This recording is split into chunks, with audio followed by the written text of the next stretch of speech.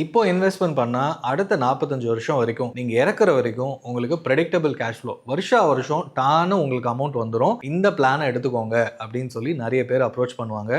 So இந்த மாதிரி ஒரு இன்சூரன்ஸ் பிளானை பத்தி நம்ம பேசலாம் இந்த வீடியோல. நான் கணேசன் திரு, உங்கள் மியூச்சுவல் ஃபண்ட் டிஸ்ட்ரிபியூட்டர். ஸோ இந்த பிளான் நல்லதா கெட்டதா அப்படின்னு சொல்றதுக்கு முன்னாடி இந்த பிளான் வந்து அட்ராக்டிவா இருக்கிற மாதிரி தெரியுது இல்ல, அது எப்படி அட்ராக்டிவா இருக்குன்னு பார்ப்போம். இதுக்கு முன்னாடி நான் சொல்றது ஒரு 10 இயர்ஸ் முன்னாடிலாம் இன்சூரன்ஸ் பாலிசிஸ்லாம் பார்த்தீங்கன்னா வருஷா வருஷம் ஏதோ ஒரு அமௌண்ட் பே பண்ணிட்டே வருவோம். ஒரு 20 லட்சம் பே பண்ணி முடிக்கிறோம் ஒரு 20 இயர்ஸ்ல அப்படின்னா மெச்சூரிட்டி அமௌண்ட்டை ஒரு 40 lakhs கொடுத்துருவாங்க.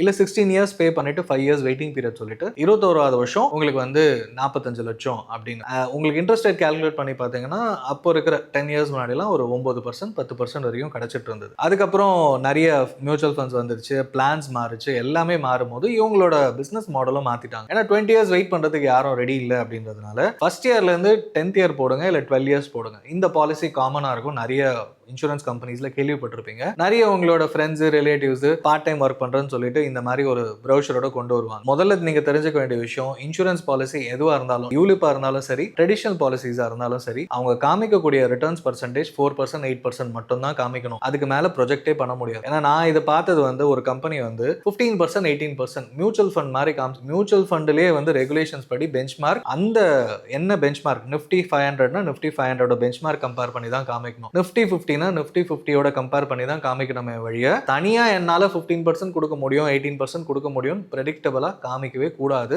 ஆஸ் அ டிஸ்ட்ரிபியூட்டர் நான் யார்கிட்டயும் அது சொன்னதும் கிடையாது. ஆவரேஜா 15 வச்சுக்கோங்க இல்ல 12% வச்சுக்கோங்க அப்படின்னு சொல்றதுக்கான ரீசனையும் நான் எக்ஸ்பிளைன் பண்ணிடுவேன். பட் இந்த ஒரு ஷீட், எக்ஸல் ஷீட் காமிக்கும் போது பாத்தீங்கன்னா 15% வந்தா இவ்வளவு கோடி வந்து நிற்கும், 18% வந்தா இவ்வளவு போட்ட போனா இவ்வளவு வந்து நிற்கும்னு காமிக்கும் போது நிறைய பேர் ஏமாந்துருப்பாங்கன்னு எனக்கு புரிஞ்சது. ஸோ அதனால தான் இந்த வீடியோவில் டீட்டெயிலாக இதை பற்றி பேசலாம் அப்படின்னு. ஏன்னா நீங்கள் இயர்லி பே பண்ணுற அமௌண்ட் வந்து ஒரு 2 lakhs பண்ணுறீங்க. ஒரு 12 இயர்ஸ் பண்ணும்போது கிட்டத்தட்ட 24 லட்ச ரூபா முதலீடு பண்ணிடுறீங்க. 2 இயர்ஸ் வெயிட்டிங் பீரியட். 15th இயர்லேருந்து அடுத்த 30 வருஷம், 45 வருஷம்ன்றது யாராவது ஒருத்தர் 30 வயசுல 40 வயசுல ஆரம்பிச்சா அவங்க லைஃப் டைம் வரைக்கும் போகும்னு வச்சுக்கலாம். ஆல்மோஸ்ட் ஒரு 30 வயசுல ஆரம்பிக்கிறவங்க 75 வயசுல. ஓகே, ஒரு 15வது வருஷத்துல இருந்து 2 லட்ச ரூபாய் கிடைக்குது.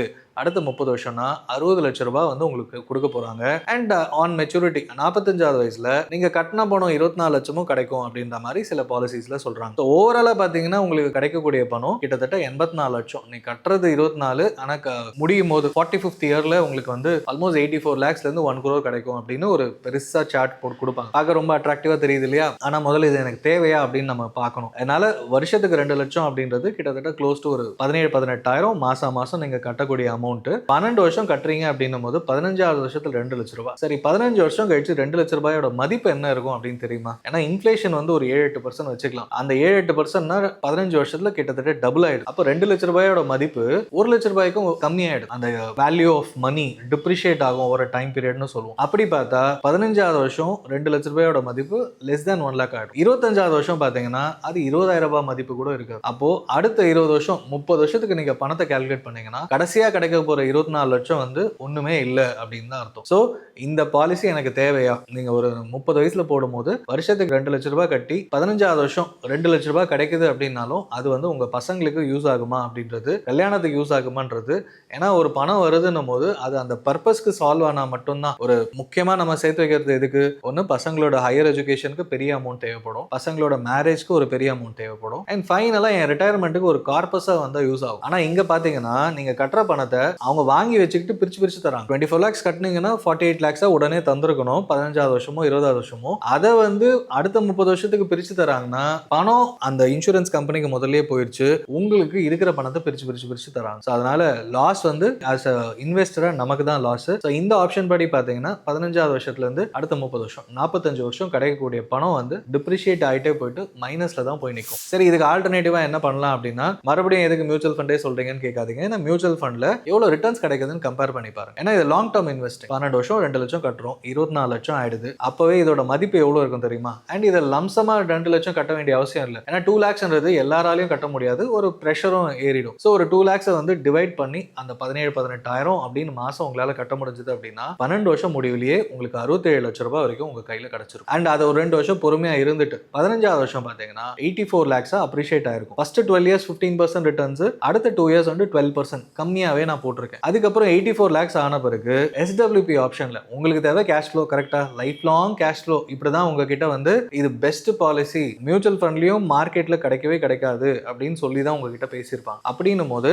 இயர்லி வித்ட்ராயல் 2 lakhs பண்ண முடியுது வச்சுக்கோங்க, இல்ல மந்த்லி கேஷ் ஃப்ளோக்காகவும் வச்சுக்கோங்க. ஸோ நீங்க வித்ட்ரா பண்ண போற அமௌண்ட் 2 lakhs. அடுத்த 10 இயர்ஸ்க்கு இந்த 84 lakhsல நீங்க வித்ட்ரா பண்ணியும் 20 லட்ச ரூபாய் எடுத்திருப்பீங்க. ஆனா 25th இயர் 24 இயர்ஸ் முடிவுல உங்ககிட்ட 2.25 கோடி 2 கோடிக்கு மேல கண்டிப்பா இருக்கும். ஏன்னா போட்ட பணமும் வளருது, நீங்க வித்ட்ராயலும் பண்றீங்க. இதுதான் அட்வான்டேஜ். ஸோ 25வது வருஷத்துல 2 கோடி இருக்குன்னா அடுத்த 20 வருஷத்துல இந்த பணம் இன்னும் பெருசா வளர்ந்துரும். இன்னொரு பெரிய அட்வான்டேஜ் இது வந்து நீங்க 15வது வருஷம் உங்க பையனோ பொண்ணோ வந்து காலேஜ் போறாங்க அப்படின்னா அவங்களோட ஹையர் எஜுகேஷனுக்கு யூஸ் பண்ணிக்க முடியும். அடுத்த 6-7 வருஷத்துல கல்யாணத்துக்கு யூஸ் பண்ணிக்க முடியும். அண்ட் இருக்கிற அமௌண்ட்டை வந்து உங்க மேரேஜுக்கும் உங்க ரிட்டையர்மெண்ட்டுக்கும் ஃபைனலா அப்படியே எஸ்டபிள்யூபியா யூஸ் பண்ணிக்கலாம். ஸோ ஒரு இன்வெஸ்ட்மெண்ட்டை வந்து உங்களோட எல்லா ஃபினான்ஷியல் கோலுக்கும் பிளான் பண்ணலாம். ஸோ இந்த மாதிரி உங்களுக்கு பிளான் இருந்ததுன்னா, இன்சூரன்ஸ் கம்பெனியால கொடுக்க முடிஞ்சதுன்னா நீங்க பண்ணலாம். So insurance is not an investment, அது வந்து ஒரு ரிஸ்க் ப்ரொடெக்ஷன் டூல். நான் இல்லைன்னா உங்களுக்கு எவ்வளவு பணம் கிடைச்சிருக்கும்? நீங்க 2 லட்ச ரூபாய் கட்டுறீங்க, 24 லட்ச ரூபாய். ஸோ மிஞ்சி போனா 24 lakhs தான் உங்களுக்கு சம் அஷ்யூர்டா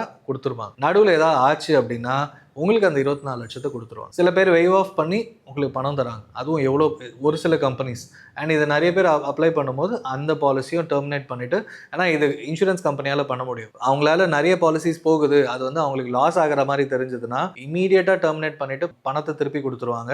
அது யாருக்குமே தெரியாது, ஏன்னா போட்ட இன்வெஸ்டர், அதாவது பாலிசி எடுத்தவங்களுக்கு மட்டும்தான் தெரியும். ஸோ இந்த மாதிரி ப்ராப்ளம்ஸ்லாம் இன்சூரன்ஸ் பாலிசிஸ் எடுக்கும் போது வரதுக்கான வாய்ப்பு இருக்கு. நான் ஏன் பேர் சொல்லனா, டாப் கம்பெனிஸும் பார்த்தீங்கன்னா இந்த மாதிரி பாலிசி வச்சிருக்காங்க. Regular investment for 12 years or 10 years, ஒரு 1 or 2 இயர்ஸ் பிரேக், அதுக்கப்புறம் regular cash flow with maturity amount அப்படின்னு கொடுக்குறாங்க. இது யூலிப்ல பண்ணீங்கன்னா 15-18% கிடைக்கும். இதை தான் முதல்லயே சொல்லியிருந்தேன். அந்த மாதிரி ப்ராமிஸ் அவங்களால பண்ண முடியாது, பண்ணக்கூடாது ஆஸ் பர் ரெகுலேஷன்ஸ். ஸோ ப்ராப்பரா செபி ரெகுலேட்டட் இன்வெஸ்ட்மெண்ட் ஆப்ஷன்னா நம்ம எல்லாருக்குமே as a common retail investor mutual fund வந்து ஒரு பெரிய வரப்பிரசாதம், இல்லை ஈஸின்னு சொல்லுவேன். ஏன்னா நீங்க பாட்டுக்கு மாசம் மாசம் போடுறீங்க, அந்த 10 வருஷமா 12 வருஷமா அதுக்கேற்ற மாதிரி அமௌண்ட் கோலை சூஸ் பண்ண போறீங்க, என்ன ஃபண்ட் சூஸ் பண்ண போறீங்க, கண்ணை மூடிட்டு போட்டுட்டு இயர்லி ஒன்ஸ் 6 months வந்து ரிவ்யூ பண்ண போறீங்க. 12th இயர்லயோ 15th இயர்லயோ தேவையான பணத்தை எடுத்து அந்த கோல், படிப்புக்கோ கல்யாணத்துக்கோ யூஸ் பண்ணிக்க போறீங்க. இதுதான் ப்ராப்பர் இன்வெஸ்ட்மெண்ட் பிளான். ஸோ இந்த மாதிரி பாலிசிஸோட யாராவது வந்தாங்கன்னா இந்த வீடியோ ஷேர் பண்ணுங்க. யாராவது இந்த மாதிரி போடட்டுமான்னு உங்ககிட்ட கேட்டாலும், உங்க வீட்டில் இருக்க அங்கிள் ஆண்டி யாராவது சித்தப்பா சித்தி யாரு வந்து கேட்டாலும் அவங்களுக்கும் இந்த வீடியோ ஷேர் பண்ணுங்க. ஏன்னா 40sல 50sல தான் இந்த மாதிரி பிளான்ஸ் நிறைய பேர் எடுப்பாங்க. சரி ஏதோ ஒரு இருக்கட்டுமே, சேவிங்ஸ் இருக்கட்டும், என்னோட ஃபியூச்சருக்கு யூஸ் ஆகட்டும், 2 லட்சம் வந்தா நல்லது அப்படின்னு யோசிப்பாங்க. அந்த மாதிரி இருக்கவங்களுக்கு 40s 50sல இருக்கவங்களுக்கு இந்த வீடியோ ஷேர் பண்ணுங்க. உங்களுக்கு ஏதாவது டவுட்ஸோ இதை பத்தி ஏதாவது இன்னும் தெரிஞ்சுக்கணும் அப்படின்னாலும் கீழே கமெண்ட் பண்ணுங்க. ப்ராப்பரா இன்வெஸ்ட்மெண்ட் பண்ணணும்னு நினைச்சீங்கன்னா கீழே என்கொயரி ஃபார்ம் இருக்கு, அதை ஃபில்அப் பண்ணிட்டு நான் உங்களுக்கு ரீச் அவுட் பண்றேன். ப்ராப்பரான இன்வெஸ்ட்மெண்ட் பிளான் நம்ம பிளான் பண்ணுவோம்.